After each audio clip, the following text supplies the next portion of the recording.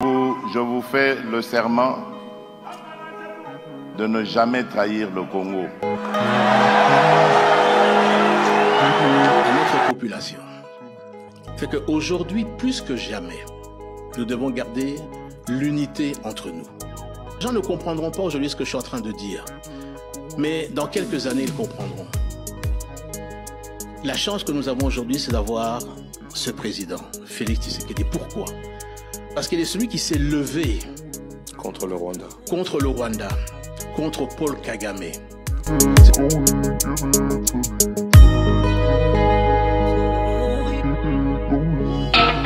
Bonjour à tous, merci pour la confiance, merci à tous ceux qui nous ont suivis, partout où vous êtes. Merci à tous ceux qui se sont abonnés sur notre chaîne, qui like, qui commentent, qui partagent nos vidéos. C'est un grand plaisir de vous avoir dans cette grande communauté Tosha TV. S'il vous plaît, avant de regarder la vidéo, avant même de commencer, assurez-vous que vous avez aimé la vidéo. Assurez-vous que vous avez commenté positivement pour la vidéo. Partagez dans tous les groupes. Ça sera la meilleure façon de nous soutenir. Merci beaucoup. Aujourd'hui, nous sommes le 3 septembre 2025. Qu'est-ce que on va voir ce 3 septembre 2025? On va parler de la République.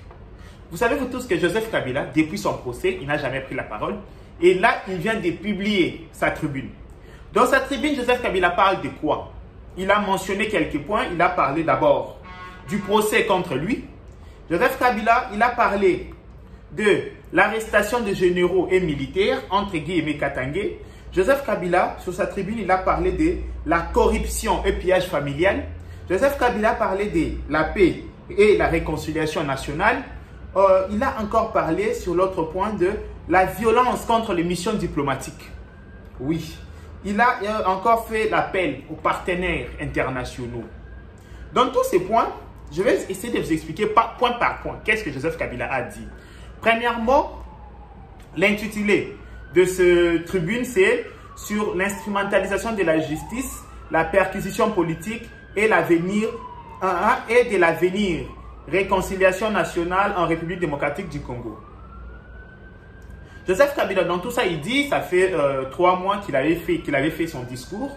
Il avait donné ces 12 fameux points. Vous vous rappellerez qu'il avait donné 12 points de sortie de crise. Mais il pense qu'après avoir donné ces 12 points de sortie de crise, la situation n'a pas changé. Par contre, la situation va de pire en pire.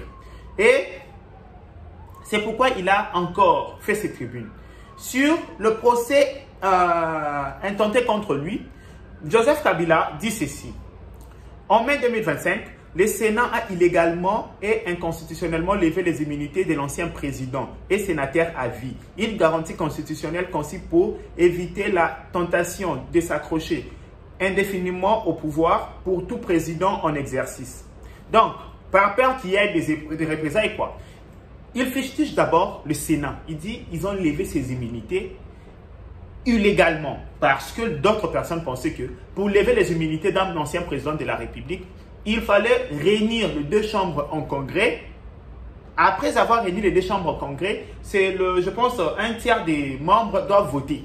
Mais eux, ils se sont basés plus sur sa qualité de sénateur à vie. Ils ont levé ses immunités. Joseph Kabila fustige cela. Il dit encore quoi? Il dit ces accusations mensongères. Ok, pardon, je saute. Pardonnez-moi s'il vous plaît. Tout présent en exercice. Ok, ouvert la voie à une juridiction militaire. Ok. Pour engager des poursuites contre ma personne pour des accusations de trahison, crimes de guerre, meurtre, viol, torture, soutien à des insurrections armées et complicité avec le AFC M23. Il dit on a d'abord levé ses immunités illégalement, l'accusant d'être en connivence avec le AFC M23. Chers compatriotes, suivez ça très bien.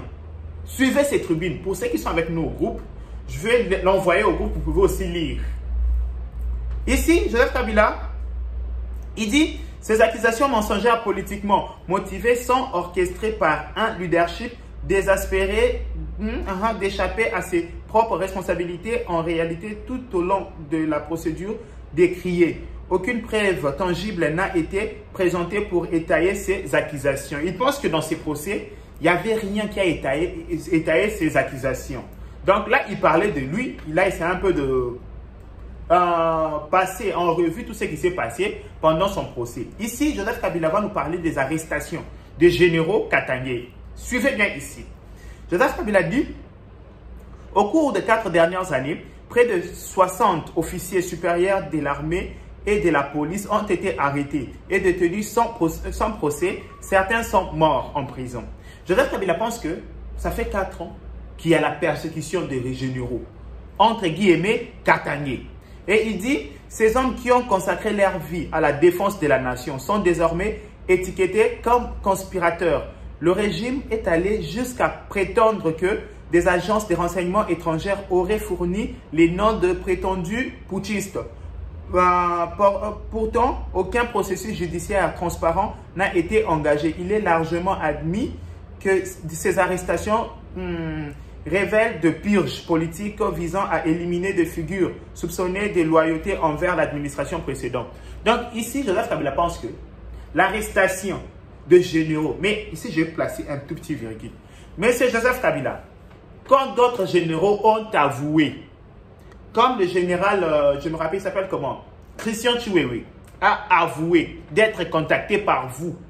Il a avoué, il y a de preuves. Vous pensez que ce sont des accusations mensongères? Je ne sais pas, je lis. Moi, je lis, je réponds.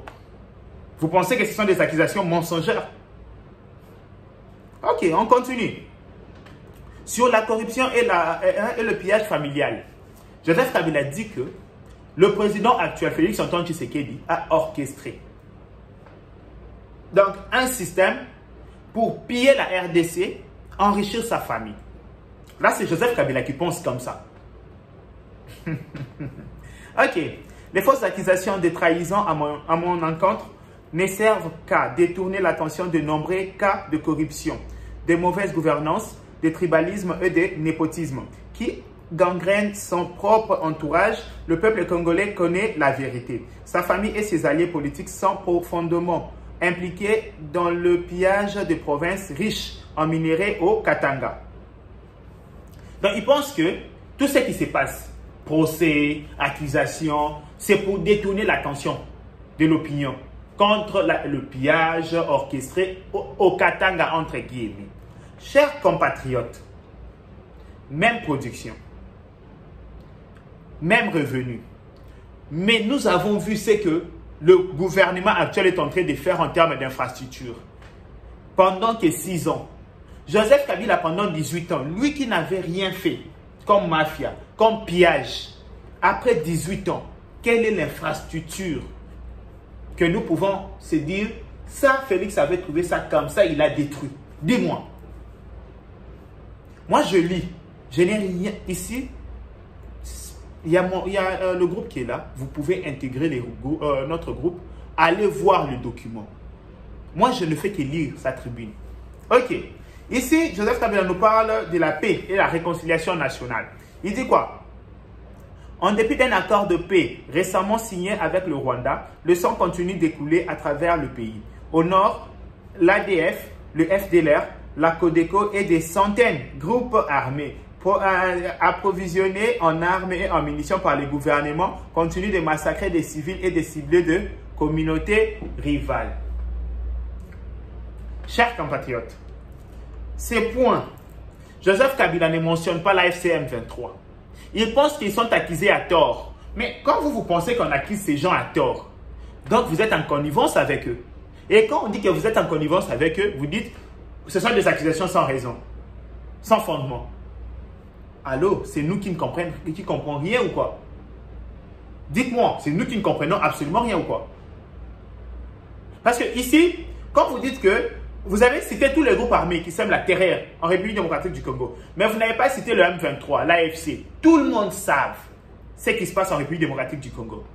Mais vous voulez nous faire croire qu'on les accuse à tort. Les 5000 morts qui sont morts à Goma. Vous pensez que c'est à tort qu'on les accuse? Quand vous les avez combattus à l'époque. Donc vous les avez accusés à tort. Où est Mamadou Ndala? Donc on les accuse à tort. Je ne sais pas. Seigneur. Continuons.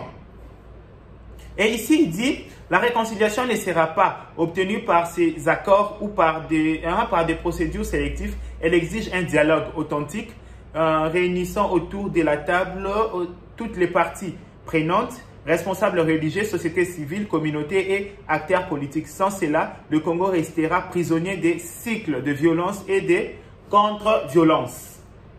Là, vous avez raison. Mais l'approche du président actuel, je pense qu'elle est la meilleure. Il s'est dit qu'on dépose d'abord les armes, que tout revienne à la normale, qu'on se met autour d'une table, on va discuter. C'est simple. C'est ça l'approche à suivre. Passons. Joseph Kabila dit sur la violence contre les missions diplomatiques. Ici, Joseph Kabila vient accuser la République démocratique du Congo.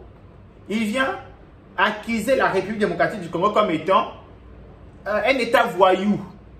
Qui peut faire ça à son propre pays, à sa propre nation? Qui peut faire ça?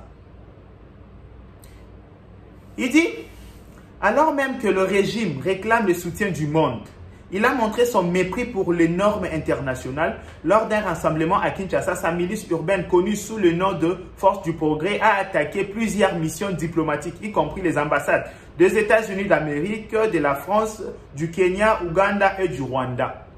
C'est ici. Joseph Kabila nous accuse d'être un État voyou. Il dit que les Congolais sont des voyous. Ils ont attaqué l'ambassade du Rwanda. Même si on avait fait ça, c'est pas bien à la loi internationale. Est-ce que vous, un ancien président de la République, vous pouvez passer votre temps à attaquer votre propre pays? Lisons. Moi, je ne fais que lire. Maintenant, il fait l'appel à la communauté internationale en disant quoi? Il dit, j'exhorte le partenaire du Congo à regarder au-delà des apparences. Le procès d'arrestation et perquisition en cours en RDC n'ont rien à voir avec la responsabilité ou la justice. Ils visent plutôt à consolider un pouvoir, à éliminer l'opposition et à détourner l'opinion publique de la corruption et de l'insécurité persistante. Il dit, soutenir cette voie, ça c'est l'autre point. Il dit, soutenir cette voie ne mènera pas à la paix. Elle n'apportera pas justice aux victimes. Elle ne fera qu'approfondir les divisions et affaiblir les Congos. Il pense que soutenir Tshisekedi en ces moments, soutenir les Congos, le gouvernement congolais en ces moments, ça va diviser les Congolais. Kabila. C'est ce que lui pense. Il pense qu'en ces moments, si les États-Unis décident de soutenir le Congo en ces moments, ça va diviser les Congolais. Donc, on doit nous laisser à la merci du Rwanda. On doit nous laisser à la merci de tous ces systèmes prédateurs qui veulent anéantir le Congo. Si on soutient la RDC en ces moments, c'est ne pas vouloir la paix en RDC. Qu'est-ce que nous pouvons encore dire de tout ça? Chers compatriotes, qu'est-ce que nous pouvons encore dire de tout ça? Quand j'ai lu ces tribunes, j'ai juste fait ça. Mais ce qu'il oublie est qu'il est maîtrisable et il sera maîtrisé. C'est simple. D'autres personnes oublient ça, qu'il est maîtrisable et il sera maîtrisé. C'est tout ce qu'on peut dire au début. C'était ça, sa tribune. On a pu lire et expliquer. Je vais mettre ça dans le groupe. Intégrer les groupes. J'ai mis juste le lien là, juste au commentaire. Vous allez voir, j'ai épinglé. Intégrer les groupes. Vous allez voir ces tribunes. Lisez aussi, comprenez aussi. J'aime pas plus influencer la compréhension des autres. J'aime que tout le monde, parce que je me dis que les Congolais sont devenus matures, des intellectuels. Je me dis que les Congolais vont lire et ils vont comprendre à qui ils ont affaire. Ça sera une bonne chose. Merci beaucoup. Que Dieu vous protège, vous bénisse. Bye bye. Ciao.